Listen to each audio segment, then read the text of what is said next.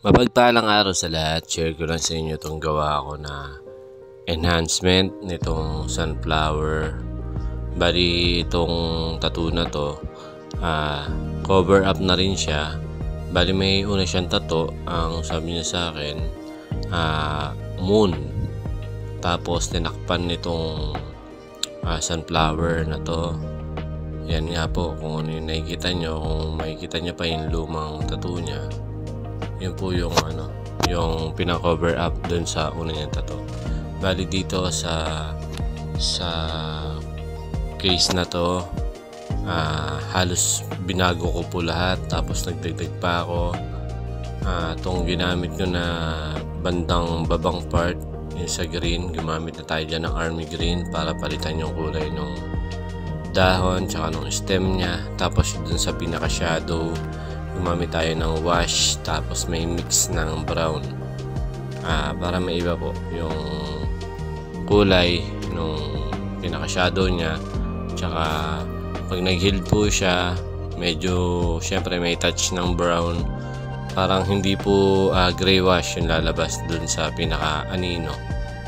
Tapos dito po sa may mismong sunflower, yung pinaka bulaklak niya, yung pinaka yung mga petals niya, ginamitan ko po siya ng brown sienna, autumn orange, tapos golden yellow. Yung autumn orange po parang matapang siya na golden, na parang bright orange, basta makintab po siya tignan, autumn orange ganoon. Tapos dito sa pinaka background niya, nagsuggest ako kay client na lagyan namin ng watercolor effect kasi meron pa mga parang kumalat na shading na wash.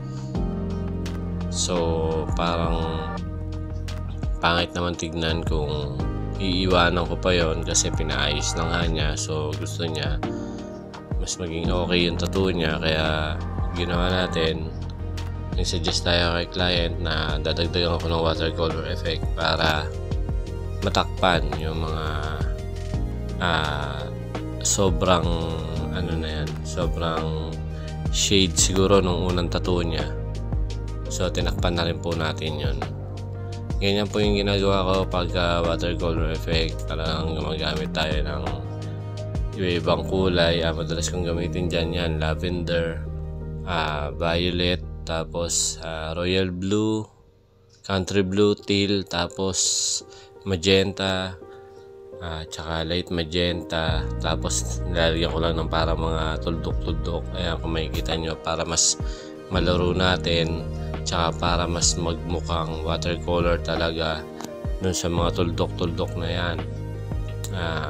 Tapos tsaka ko siya papasokan ng white kasi nakakadagdag din po ng detail yan para sa kabuuan ng pyesa. Yun lang, sana ay nakapagbahagi ako sa inyo ng konting kaalaman. Maraming salamat sa panonood. Pasubscribe po ng ating YouTube channel na Galarpe Tattoo ang name ng ating channel. Hanggang sa mga susunod na video tutorial, maraming salamat.